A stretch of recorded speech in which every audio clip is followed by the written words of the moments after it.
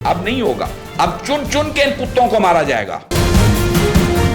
नरेंद्र मोदी जो कि अब सिलेंडर मोदी के नाम से जाना और पहचाना जा रहा है, उसका काम ही शैतानी करना।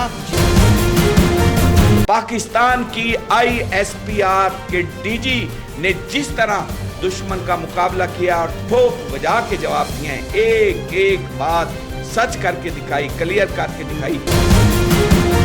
अमन की ख्वाहिश लिए हम 77 साल से कंप्रोमाइज करते आ रहे हैं, लेकिन अब कंप्रोमाइज नहीं, अब ठोक बजा के। वो कहता था हम पाकिस्तान को तन्हा कर देंगे, और आज दुनिया देख रही है, अल्लाह दिखाता है, इस दुनिया में दिखाता है, आज वो खुद तन्हा हो गया है।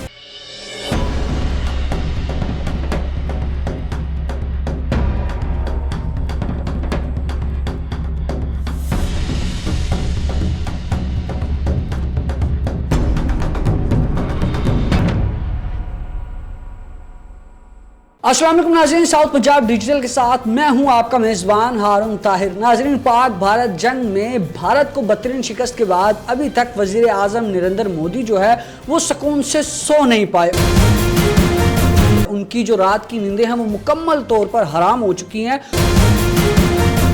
और ना सिर्फ नरेंद्र मोदी बल्कि भारतीय मीडिया भी इसी वक्त मुख्तलिफ शशोपंच का शिकार है, और अपने ही वज़ीर आज़म और अपनी ही आवाम को मज़ीद बेवकूफ़ बनाने का जो सिलसिला है वो ताहाल जारी है।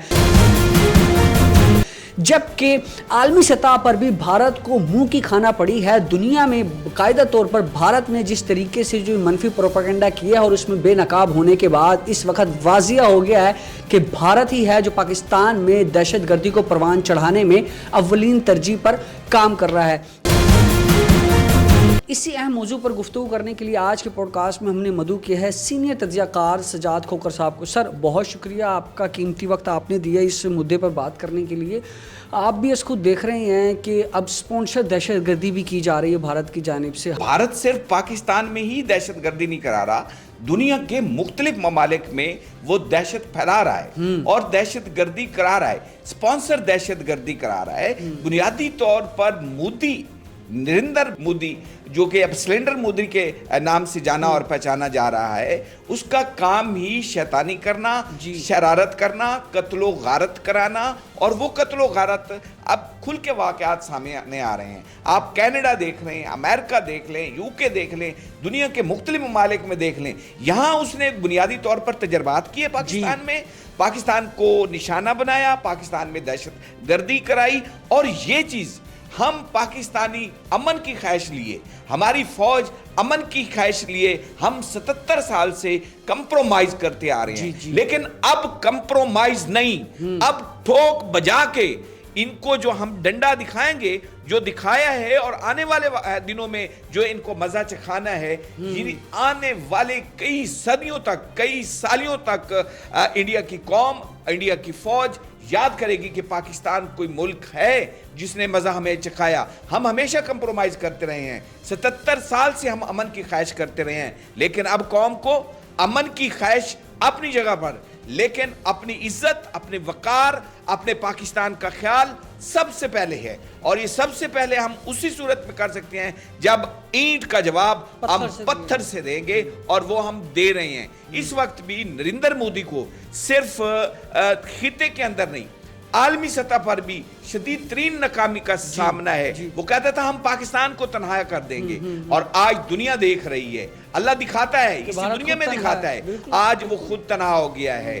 दुनिया का कोई मुल्क उसे रिस्पॉन्ड नहीं कर रहा, कोई मुल्क उसका साथ नहीं दे रहा, कोई मुल्क उसके सवाल के जवाब नहीं दे रहा। और आज पाकिस्तान को अल्लाह ताला ने वो इज्जत और मकाम अता फरमाया है, वो इज्जत और शोहरत, वो मकाम दिया है कि आज दुनिया भर पाकिस्तान की जंगी महारत का एतराफ़ कर रही है।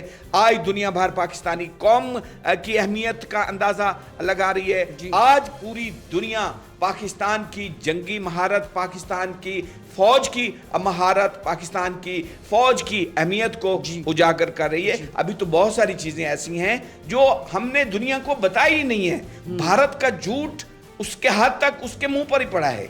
हमने ابھی 2-3 چیزیں میں آپ کو اگر ایسی بتا دوں, 2-3 سوال ایسے بتا دوں جس کا ہم اپنے طور پر تذکر کریں, دنیا کو تو ہم نے بتایا ہی نہیں. ہم تو کچھ کر کے بھی کہتے ہیں کہ ہم نے کچھ نہیں کیا, وہ کچھ نہ کر کے میڈیا پہ شور مچاتے ہیں کہ ہم نے یہ کر دیا, ہم نے وہ کر دیا, اور ہم کچھ کر کے بھی کہتے ہیں کہ ابھی ہم نے بہت کم کیا ہے. ابھی اسی حالیہ 4 دنوں کی جو جنگ تھی جس میں ٹوٹل 55 منٹ کی جنگ اصل جنگ تھی, جس میں انڈیا کے 6 طیارے ہم نے گرائے.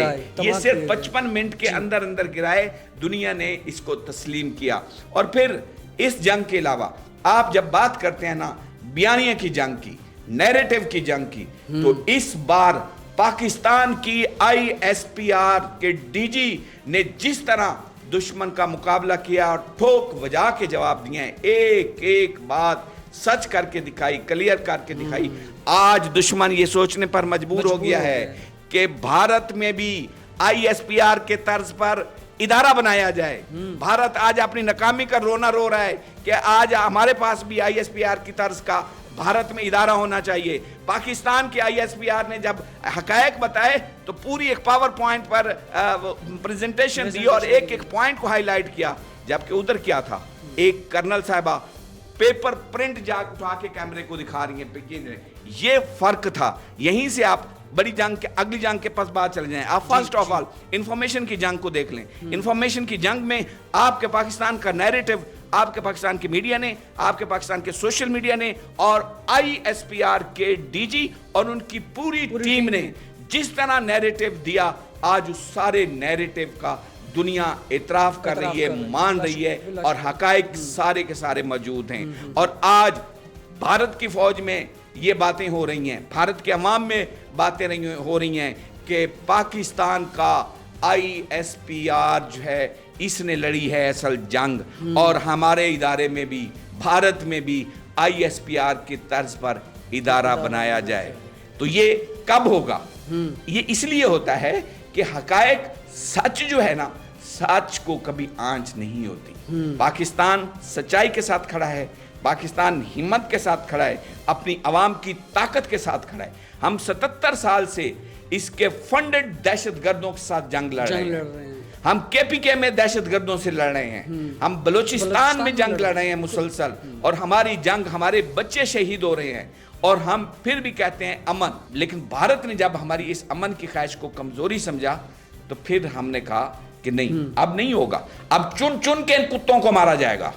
بلوچستان میں چن چن کے ان فنڈڈ دہشت گردوں کو کھپایا جائے گا, اور چن چن کے ان کو دبایا جائے گا, چن چن کے ان کو ان کے بھارت پہنچایا جائے گا. اور یہی اس کا اصل حل ہے, اور اسی حل کے ہی پاکستانی قوم اپنی فوج سے امید رکھتی ہے, رکھتی تھی, رکھتی رہے گی. اور پاکستانی قوم آج اپنی فوج کے ساتھ کندھے سے کندھا ملا کر کھڑی ہے. اس میں نہ کوئی شک کی گنجائش ہے, اس میں نہ کوئی شک کی ذرتی برابر بھی ضرورت ہے.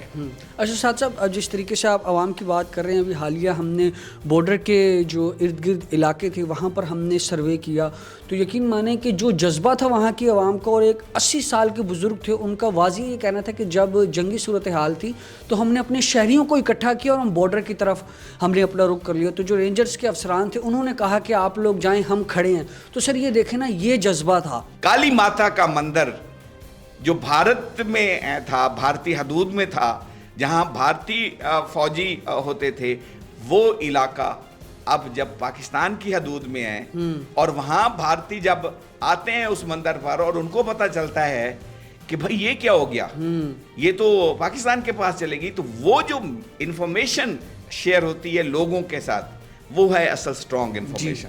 اس میں شاید نہ ان کے میڈیا پہ تو آپ کوئی بھروسہ اور اعتبار کرتا ہی نہیں, اور نہ کوئی کرے گا. ایسا ڈیمیج ہوا ہے انڈین میڈیا, ایسا ڈیمیج ہوا ہے کہ پوری دنیا جو ہے نا ان کے منہ پر تھو تھو کر رہی ہے. کریڈیبلٹی اتنی انہوں نے ختم اپنی کر لی ہے کہ اب وہ جتنا مرضی کریں اسے بحال ہونے میں بڑا وقت لگے گا, بڑا ٹائم لگے گا.